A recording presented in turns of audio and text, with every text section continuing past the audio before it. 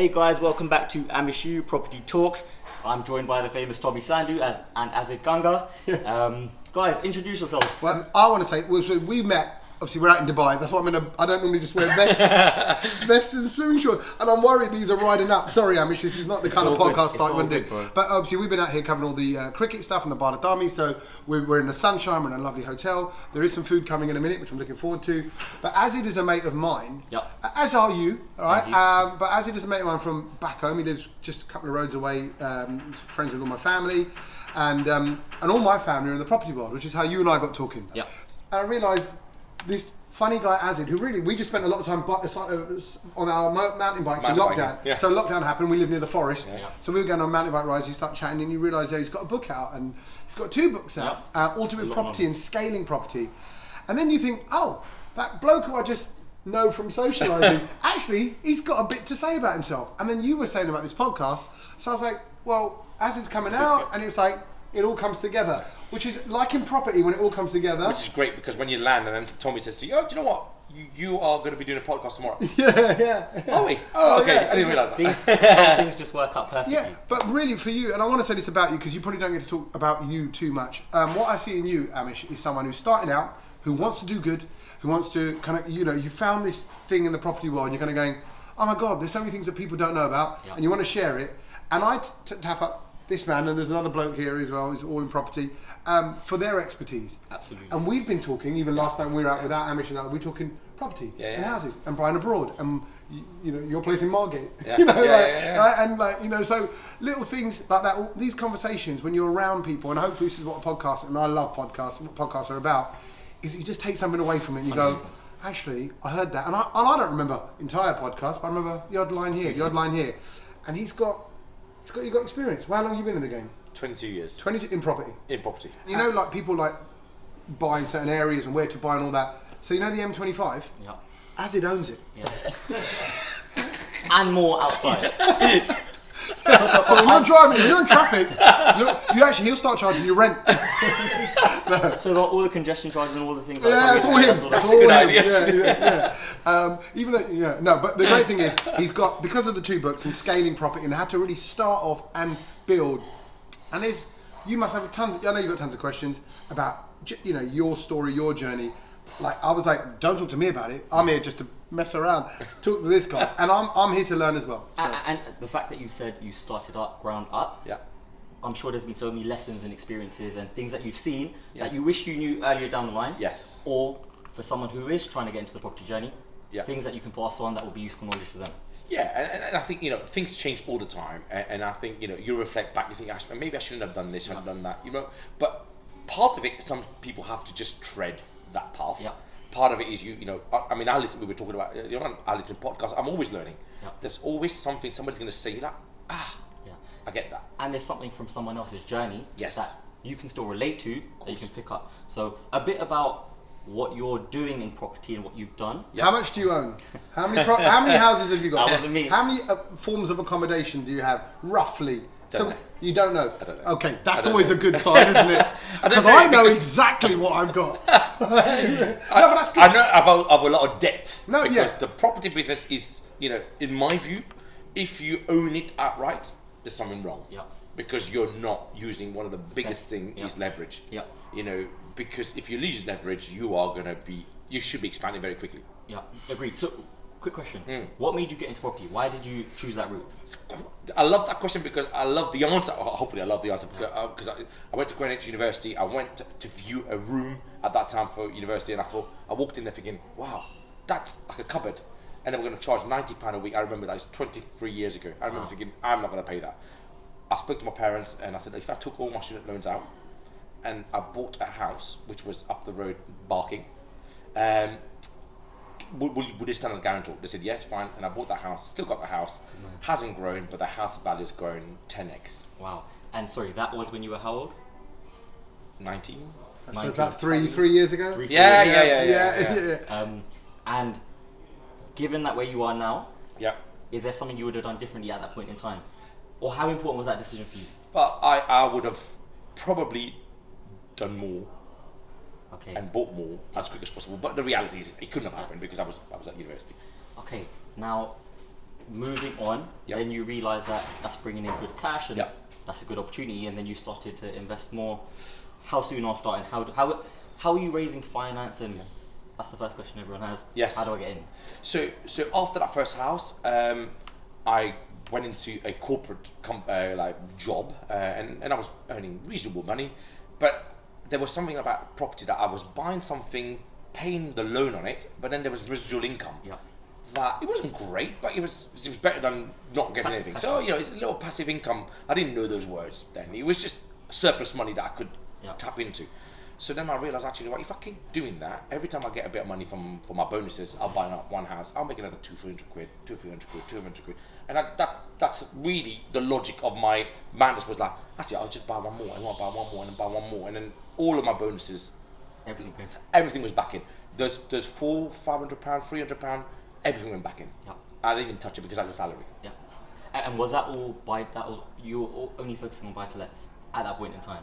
So this went 23 years ago. There was only buy-to-let. 4 years ago. 23 years ago. So the reality was that, the 1980s, 85 was buy-to-let kind of creation. There was no buy-to-let before that. So people didn't know what buy-to-let is. So the market created it.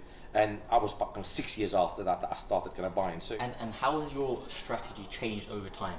Because earlier we were talking about what we would do differently. Yes. And you said buy-to-lets is not something that you'd do now in current market. And that's controversial, and I heard you go, you kind of gasp a little bit. But the reality, I think looking back now from a cash flow perspective, imagine your average house is 300,000 in London. You're paying 25% deposit to buy the damn thing. So all in, you're at 100 grand by the time you put your legals, your stamp duty, and all that stuff. So you put 100 grand in to rent a house, and then your residual income is about £400-500. So you're looking at £5,000 worth of income over a year, but you invested 100 grand. That's 5% return.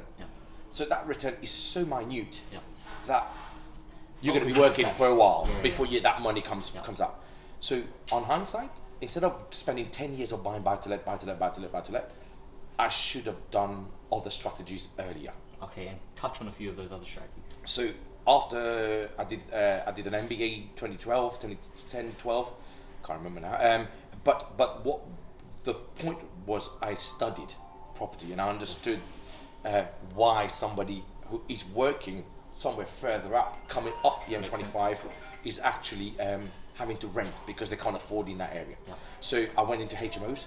So started in 2012, 13, and I started to look around the M25. So we were talking about M25. But buying in areas where people who work within the M25 can't afford, have to be kind of trained in. So I went to HMOs, and then within 7-8 years, we built up over 150 kind of room HMOs. So my advice to your question would be, don't stay on one strategy too long. Get the learning, move up. Get the learning, move up again. And the reason why is the passive income that you get from HMO is almost 2.5 times more than a buy-to-let. So I want to chip in there because it'd be very easy. Because like I said, once you've got a few, you kind of go, let's get the high rentals in Knightsbridge. Let's get the high rentals there. But you went, I want to go cheap and cheerful. I want to get where the masses are. You want to, in the nicest possible way, in a great way, the kind of, you want to be the Primark or the high street, the Tesco equivalent, rather than we're going Waitrose, we're going because you'll get fine one. dining. And there's a book. Actually, it's funny. There's a book by anybody who studied business will know that name. C.K. Prahalad. It's an Indian guy that wrote the book around the money is at the base of the pyramid.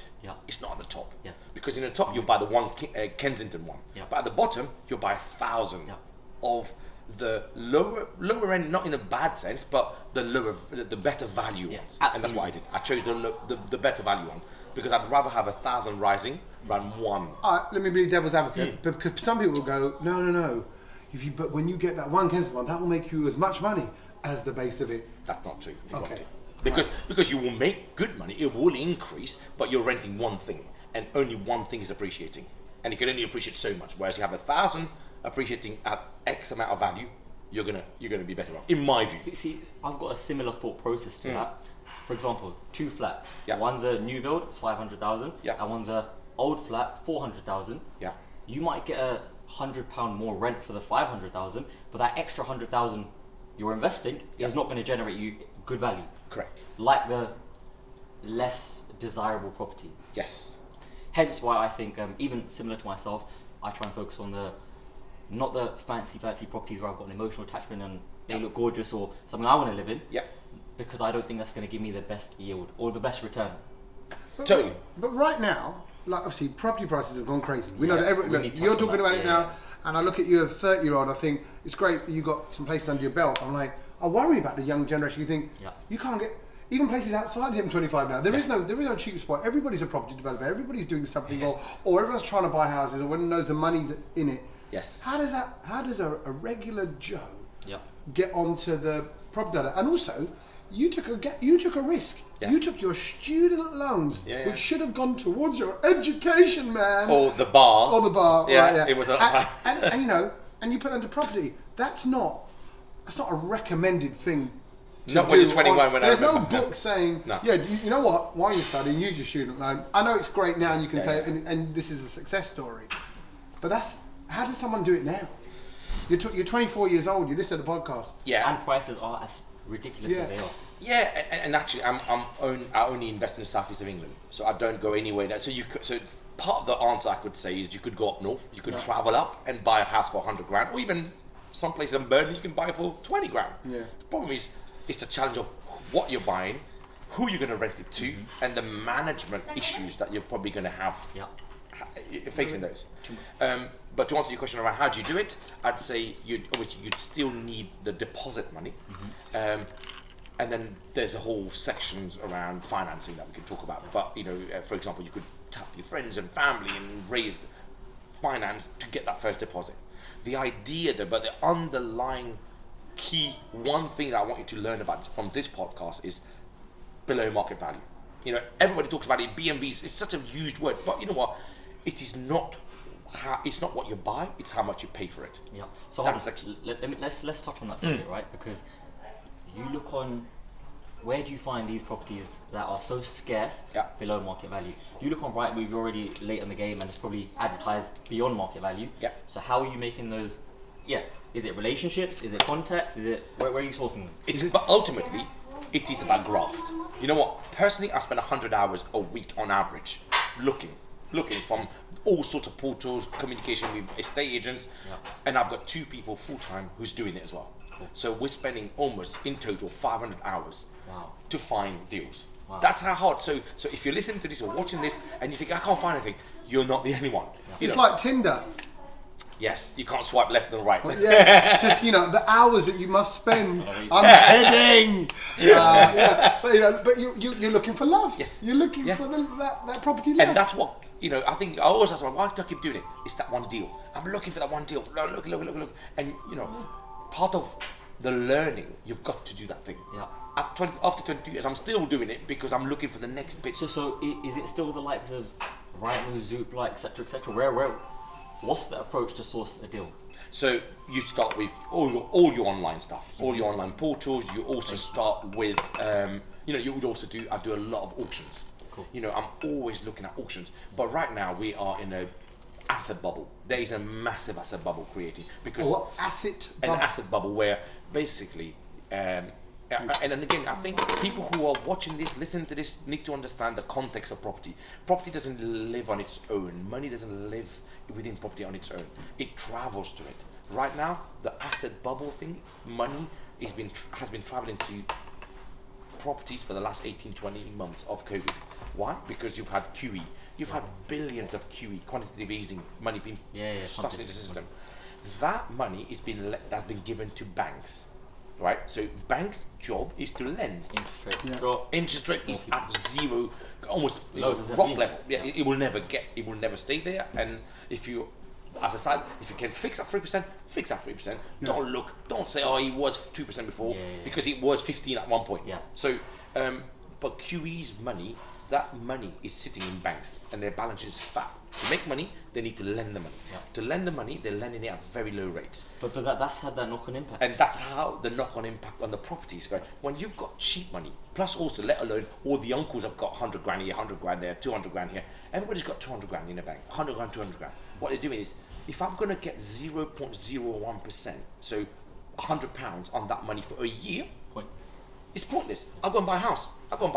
and I'll make 3 grand, 4 grand, 5 grand of That's why all the money has travelled into the property sphere, and the asset bubble bit is all that money is now, prices are just rising. 10% they said recently, 10% in 1 year. So do you think, because we were touching on this on the call earlier, do you think it's feasible for the property prices to continue rising, given, one, as a percentage of one's salary, compared to 20 years ago, it's ridiculous. It's 8 to 10 times now. Exactly, Salary. and if it continues, surely that just means people won't be able to afford housing going forward. So I'll answer that in 2 ways. One is yes, absolutely, it will keep on rising, because it's not me that says it, it's the data that says it. If you look at all economic data of house price valuations in the last 60 years post-war, every year on average, that prices go up, between 8 to 10 to 12%, depending on which regions you're looking at. But then the cynics will say, oh, but that can't last. Yeah. It's going to go, and it's going to happen for that person listening now. I'm going to be the guy or girl that buys the property, and then it all goes whatever. Definitely, take that view. Let me keep on buying. Let the cynic not buy. Let me keep on buying. Let us keep on buying. But there are some caveats to the buying. Buy in areas where you yourself may want to live. Buy in areas where there are jobs, because your tenants need to pay you. To pay you, they need to have jobs. So buy in those kind of areas. So just to finish off the answer, do I think, and because that's an answer, that's a question I had all the time. Oh my God, that house has gone up again. Can I buy it now? Because the price has already risen. Will it keep on going? The answer, after quite a lot of time and studies, and I did that MBA bit and around that exact piece of information, and I mentioned Thomas Piketty. Read the book Capital in the 21st Century. That changed my investment view about properties, because I was not taking that. Can it really can 50 grand house can get to 500 grand? Yes, I can tell you, because I bought one. When I bought one, I should know, it's now 10 times more in 20 years time, after 20 years. Yeah. Ridiculous. And I heard someone say, just because you touched on up north, and I've heard lots of people say about the rental yields are much better up north because the proper prices are cheaper. And they used to call the Manchester City football ground the council estate. And then the Emirates, who owns it? The Saudis? The Saudis, they've come along, and it's probably part of the deal. They've regenerated the whole area. Amazing flats, amazing apartments, things doing up. And then what comes with that? People working, people commute. It's a nicer place to live. Families move in. Restaurants, bars. It's but nice. Meaning the council estate has become a desirable place. Absolutely. So, but that's gentrification on a different level. So the big cities, Leeds, Manchester, Liverpool to a certain extent, Birmingham, all these big cities, you're going to be fine. I'm talking about the up north, like dare I say, some places like Grimsby. A large population of Grimsby don't work. Would I? I don't, because I've driven up there, I've spent time there, I don't invest in there. I'll tell a very simple example of one of my friends who bought 2 places in Rotherham 10, 12 years ago. The house have halved in prices. Wow. Halved. He paid 100 grand each. He now owes 50 grand pretty much on average on both of them. So that's why location is so important, where you'd live. So, just some of the key things for someone who's trying to get into property to think about. Below market value. Location. Somewhere where they'd live. Transport links. Cool. So, think 20 years ago, none of us could live where the Queen lives. And then that little circle got bigger. To the M25. Sorry, to the A406. Then to the M25. Now it's beyond the M25, maybe 3 or 4 mile radius of the M25. So look at the halo. So if you're starting out and you have 20, 30, 40, 50 grand, whatever, on the lower end of deposit, you need to expand. And if you're in the southeast of England, of course, you need to expand that ring a little bit more to find those areas. And pick the areas. If I'm going to give some nuggets, Peterborough. I'd look at that because the transport links 44 minutes to London. Look at the Thanet area, Kent area. You got HS1 and HS2. It buses you in from Margate to London. Would you not say things like that is already reflected in the property price because that's known information? Or are you saying despite that, you're still gonna 100%. We were just talking about putting some assets, some money into some areas that I've just mentioned. Peterborough will be one, Reading another one. These areas. We bought quite a while back, and it's already doubled. But I think there's still places that will grow. These are places that will still grow. Okay, and what other things would you suggest for someone starting up to think about, or based on a lesson you've learned? Yeah. You'd pass on. I'd say keep educating yourself. Whether you read a book, start simple. Go to. I talked about. I've got YouTube, Instagram, Facebook. I post quite a lot of free information. And it's not just me. There's loads of good people that do a lot of information out there. Obviously, just watch out for the ones that are selling the next course that you need to go. Don't go and do a course. One, if you haven't got the money to invest money, because you're going to pay 10 grand for a course, and then you're going to have no money to buy the house, which is ridiculous. Because I offer one-to-one coaching to some people who've got money, who've been on loads of courses, never done anything with it. And I ask them, have you got money to invest now? And can you do something today? Because if you're not, I'm not interested. Because that's not where I make my money. I want to help people who want to make money, but they've got to have the money and want to do something with it. So watch all the online social media free stuff. Get comfortable with what property investment looks like first. Second, get your financing in order. Have good credit scores. If you come with bad credit score, you're already on the back foot. Second. The third, I would say, don't be the naive investor. Understand the fundamentals of property. Understand, we've not don't talked be about the investor? the fundamentals of No, you said property don't be the naive. Naive. Yeah, right. don't be naive. Just say, do you know what, I think everybody's talking about property. Yeah, I'll get into it. Actually, just understand why you want to get into it. What's your objective? What's your objective, but also understand the fundamentals of property in the UK. It's very different to different parts of the world, and Scale Your Wealth, the book that I wrote, but my first book was to talk about, I spent 2 chapters talking about why. Because you need to understand that property increases every year, pretty much. We live in an island state. The birth rate's going pretty much stagnant or up.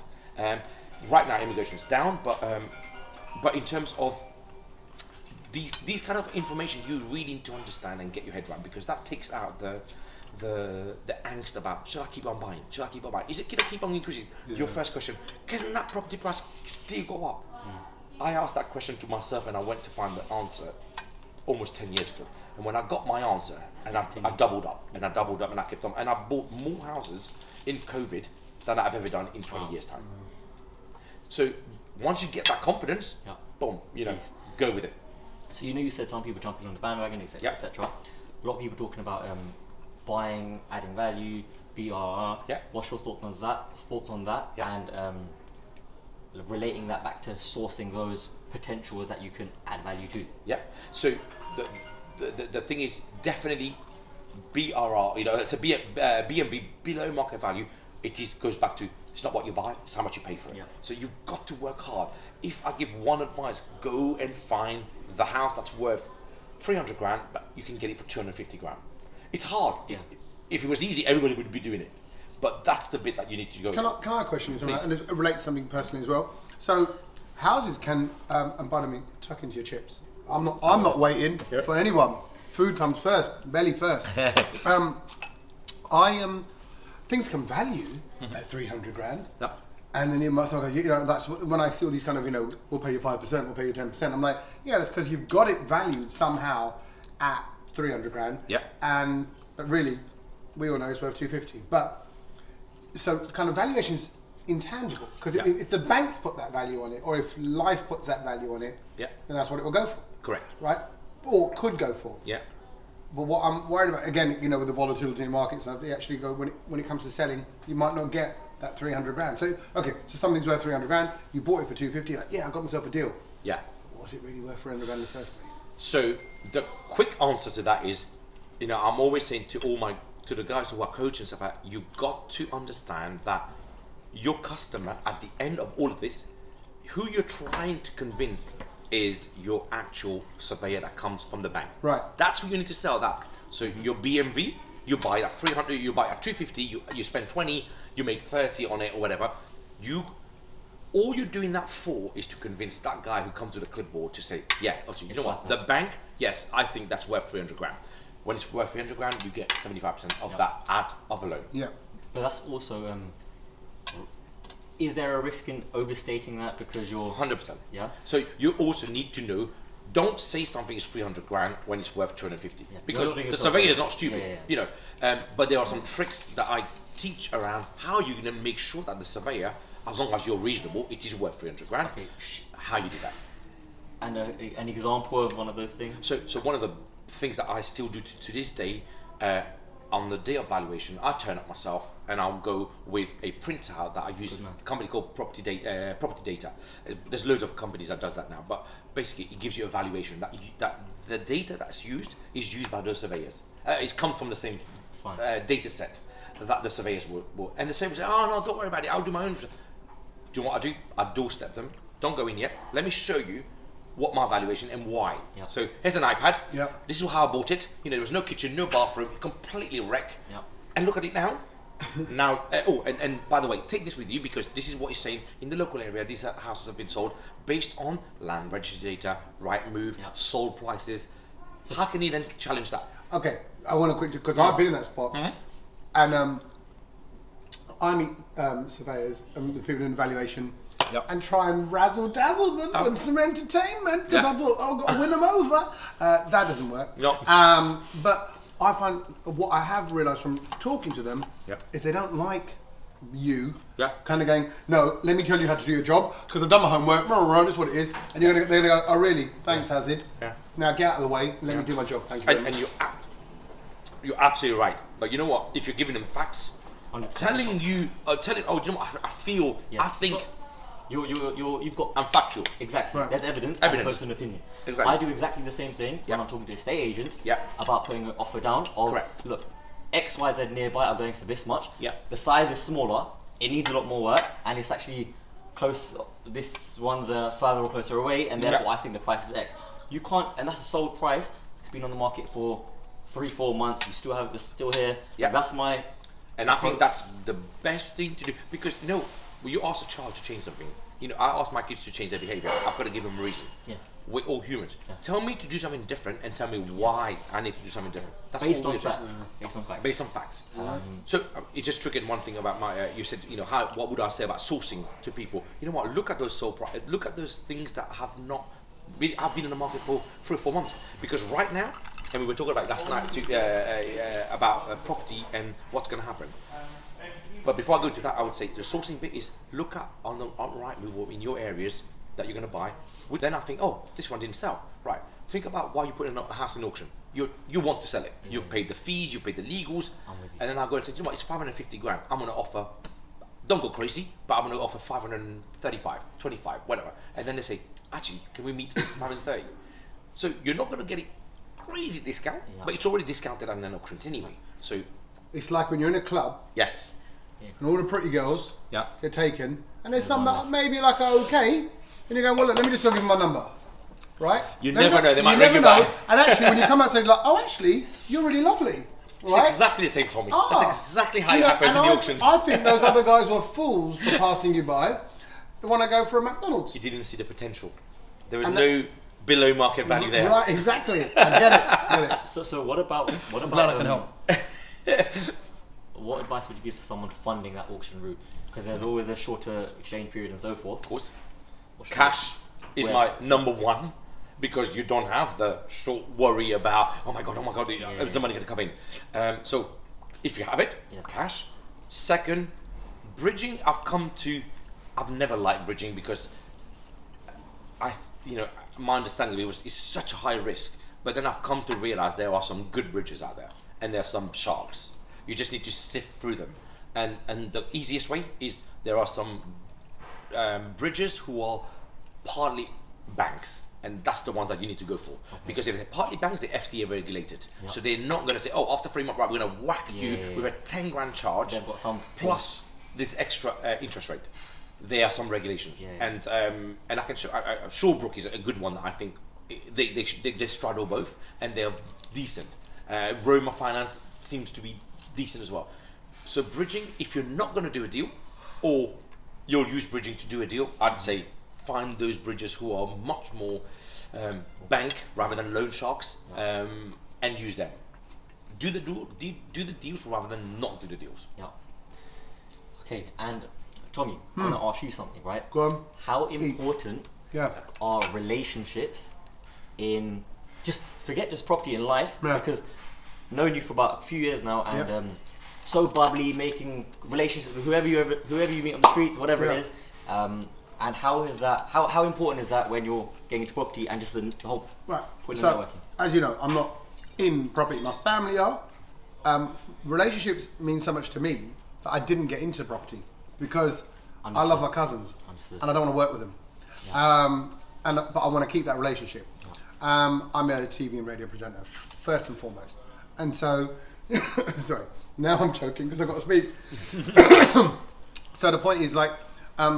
But I've realised I like this. I like talking, right? And I like people. So the little things I've done in property, it's gone well, I think, because the estate agent likes me. Yeah. The surveyor likes me. The people that throughout the even solicitors, whatever, and some business partners I might work with will tell me that I waste too much time giving it all that on the phone to them. But I like that bit because for me, I'm not about percentages and yield. I just don't think in that way. I think more about, okay, that seems like a nice purchase, and I do buy based on where would I want to live, what is this commutable, and I only know London. I don't go outside of what I don't know. And so relationships do mean a lot. But what's funny is someone said to me recently is you now need to learn to kind of cash in your relationships. But I said, then it feels really like clinical, and it feels like, oh yeah, I'm only being nice to you for the money and things like that. I said, I'm not about that. I'm going to just be me, and that's that. So, but actually there's a balance, and it goes with everything that you do. Even customer service. This person who brought my chips over, she's not being nice to me. It's the service, right? It's part of it. There's a transaction involved. So, but when you get served well by someone and they're nice and they're friendly, it makes you feel good. So in the same way, when I deal with people, I want to make them feel good. I want to feel good. I don't want to do no one over. I don't want to be clever. I don't want to lie because I can't. I think lies are just terrible. It's a web of mess and it's horrible. And I think that's amazingly important because once you keep buying, you need that. You need that credibility. You need that honesty. Because you don't buy something that you said you were going to buy. People remember that. Conversely, I will buy one from the estate, and estate agents tend to move quite a lot. They don't tend to stay in jobs for a long period. But I'll buy one, and then I'll get five, because the guy says, "Oh my God, you delivered!" And you delivered really quickly. Right, I've got two more coming. Are you interested? And you know what? You get so to answer your question about sourcing, you get at the head of the queue now, because you've done one. He's got two more coming. He gets you in for the door first. They want someone who's not going to waste their time. Exactly. And hopefully that's going to yield in some form of benefit back to you in that example, like you said. And I found a lot of people in the property game, silly little things, don't get back to people. How, even my own family. You ring them, you don't hear them a couple of days. Oh, sorry, bruv, whatever. A couple of days later, and I'm like, well, where have you been for 2 days? It's awkward for me because I'm like, if you ring me, I might text you and go, oh God, I forgot. Or shit, sorry, whoops, I forgot that. I could call you back or whatever. There's a dialogue. Because I'm a communicator, so I want to keep the relationship. I want everyone to like me and all that kind of stuff. So I do think that's important. But and I think if you're a cold, straight money person, you'll probably attract other cold, straight money people, and you'll just all work in that very way. But then, good luck to you. I don't know if that's what it's about. What I love about you, Azid, is despite your success, you're enjoying life. You enjoy the little things and the big things. The nice shiny things and the not so shiny. Because that's a total human being, and he's a normal good guy, and I like not like trying to do, and I don't like that ego talk and big talk, and that goes on so much. So, and even hearing you talk about you're now starting out in this, I'm like, brilliant. Hear from nice people, hear from people that will tell you about the right way to do things. Because the other thing is, particularly in the family, people don't show you the pitfalls. They'll go, yeah, go and buy that, do that, this is what you can do, this is what you put it split into 2 flats, you can make 20 grand, right, and then do it again. And it's just like, yeah, but no one tells you about, but then HMRC are going to ask for this. The and regulations, room size, exactly. All those things. Right, and now we know regulations are getting even tighter on what you're doing, and houses have got to be built with ramps and certain kind of, ability access and different ableism issues and, matters around that. So, no one tells you that. Your big brothers don't. They tell you, because all you see them doing is driving the Aston or driving the nice car, and you're kind of going, how can I get like that? Or he's in property, I want to get into property. So But there's a very good point there, though.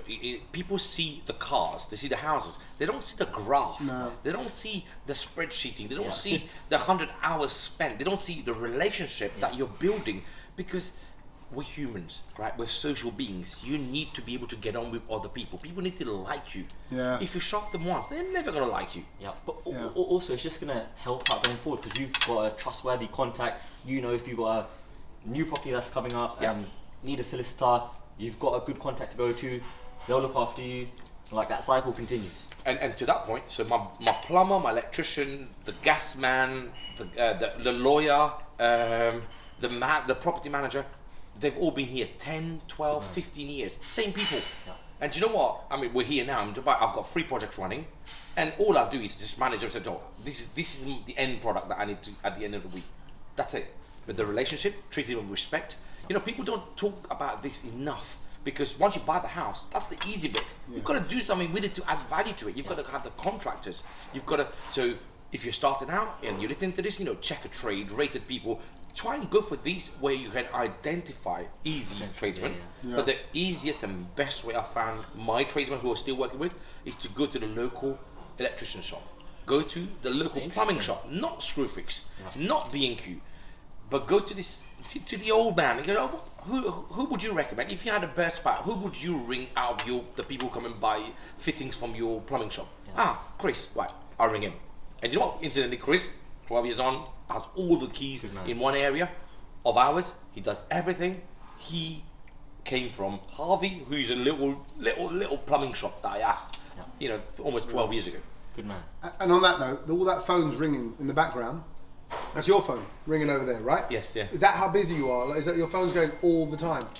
To be honest, you know, I organise a lot of football for my kids and for dad's football, so it's probably more that. Because I've got a good team. I've got a good team of people. So the point, not good team. Definitely not good team. I support a very good team too. But who do you support? So Man U is my first love, and then but I live close by to West Ham, so I've got season ticket for West Ham, and I'm actually going to get slated for this now. But he won't buy Manchester. He won't buy there. I'm just saying. But he supports football team. But the reality is, you know, After's a great question about how do you manage a bigger portfolio. Get good people, great team, motivate, lead, manage them, pay them well, treat them like you would want to be treated. That people stay, so they want to that's do why we're business here. with you again. Yes, and that's why I'm here, because I've got projects running, but actually all these pings are probably more friends and family and the football team that's going to happen Thursday night that I organise.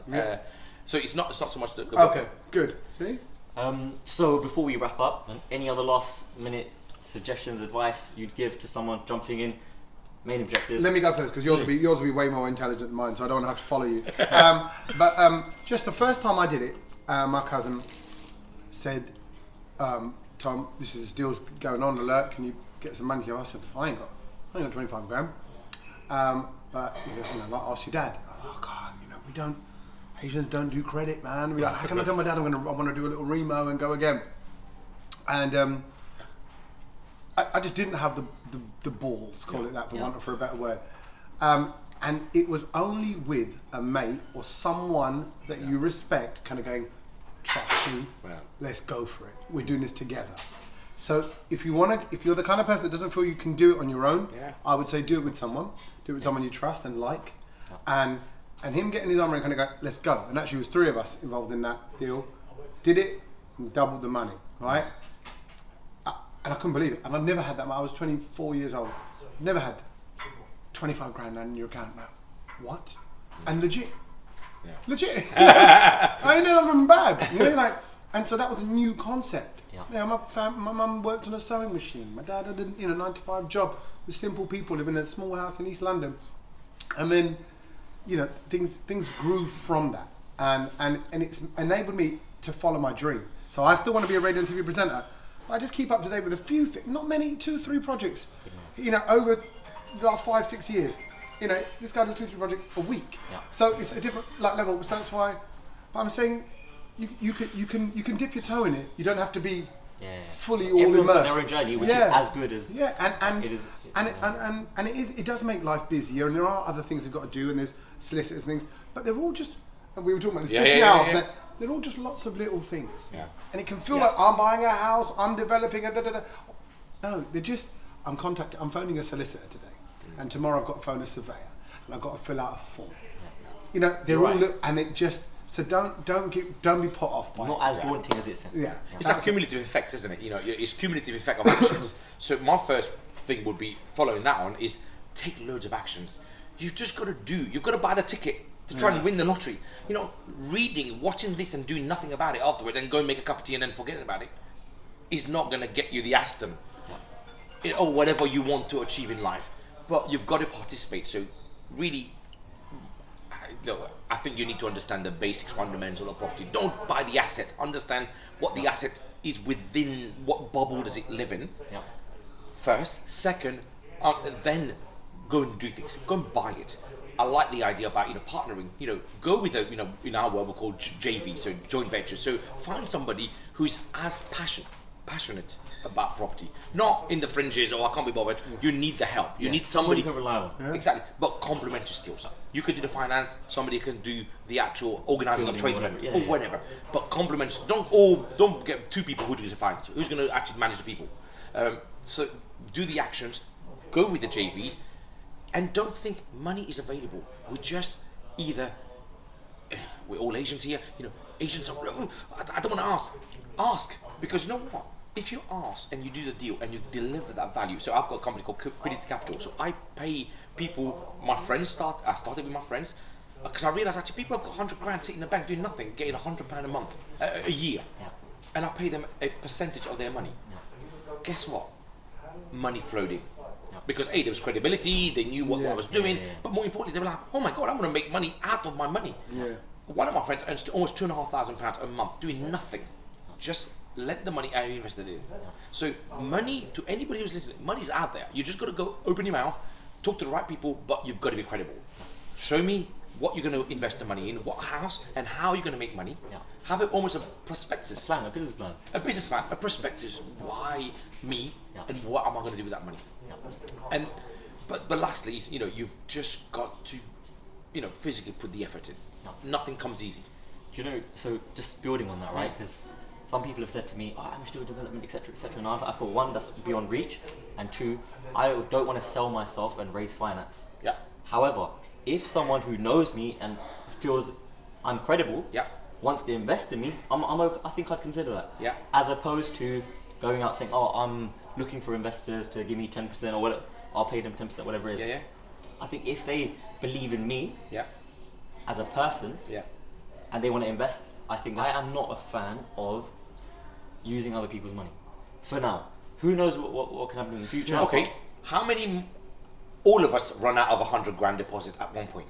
However rich you are, Alan Sugar will run out of 100 grand deposit at some point to buy that one house. At some point, we're going to need to ask if you want to grow.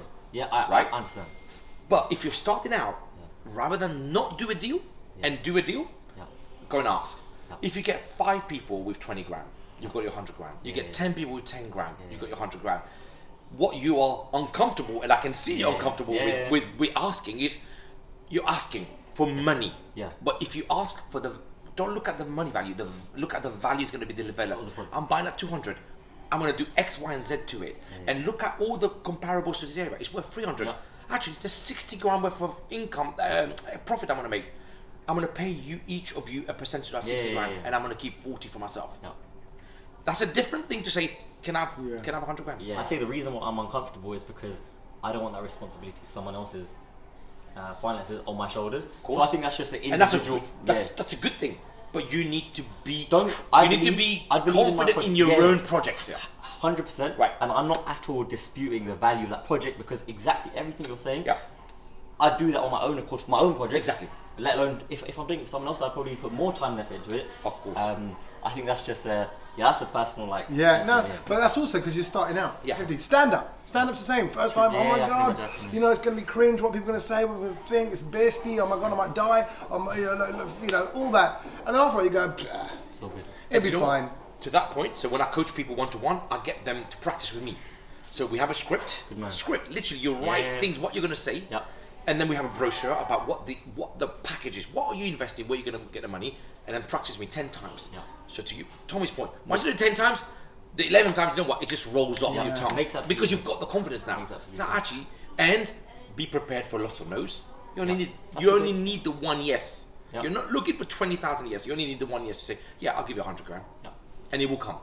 And sorry, on that note, the more you do, if you're now Amish who owns 12 properties, who wants to do a slightly bigger project but he needs a bit of money, it's the credibility thing. So right now you're starting out, so I know you probably don't fully back yourself, which is understandable. Yeah, we've all been there. Because last thing you want is a cocky kid who goes, yeah, I'll do it, I'll make money in property, everyone else. No, you don't want that. So it's okay to be a bit humble about it and kind of go, okay. But and I would rather have that happen. Yeah. I would rather be you being, you know what, I'd rather be cautious than being the cocky thing. You know, do you know what, I'll give me 100 grand. What I can do, what I can do. Regardless, the approach has to be, show the value in what you're doing. Correct. It starts with the right project at the right price. Yeah. After all that we've spoken about, that's what it boils down to. Yeah. Buy the right place at the right price. If you buy the right place at the wrong price, you've ballsy, because you're going to spend money and you're not going to make anything out of it. So guys, I just want to say thank you for coming on and spending some time in lovely Dubai and sharing some tips of knowledge. Where can we find you guys? In your hotel room. Social media, photos, likes. Yeah, I'm Tommy Sandhu. Azid's look, if I think more so, if you're in the property you got to just look up Azid's books. Azid Gungah. Just search for him. There's a couple of great books out. All the boys have got a copy. I'm just saying, right? As a doorstop, as a doormat, And look him up, and and go do you. That's how I would say. Thank you. Yeah. Thank you to you. Same thing here. I mean, if you're getting, you need the confidence, you need the fundamentals. Read the books, read all the social media stuff. So I've got YouTube, Facebook, and I've got a Facebook group of 6,000 investors who are contributing as well as learning. Yeah. That's a great place to start learning about. So much knowledge out there. Exactly, and then So that's the bit that you all have to do: is put the effort in to read it and listen to it and do the things that comes out of it. Cool. Thank you very much. Thank you very much. Cheers, bro. Top man. Like, follow, share, subscribe. Amish You Property Talks, and see you on the next episode. Peace.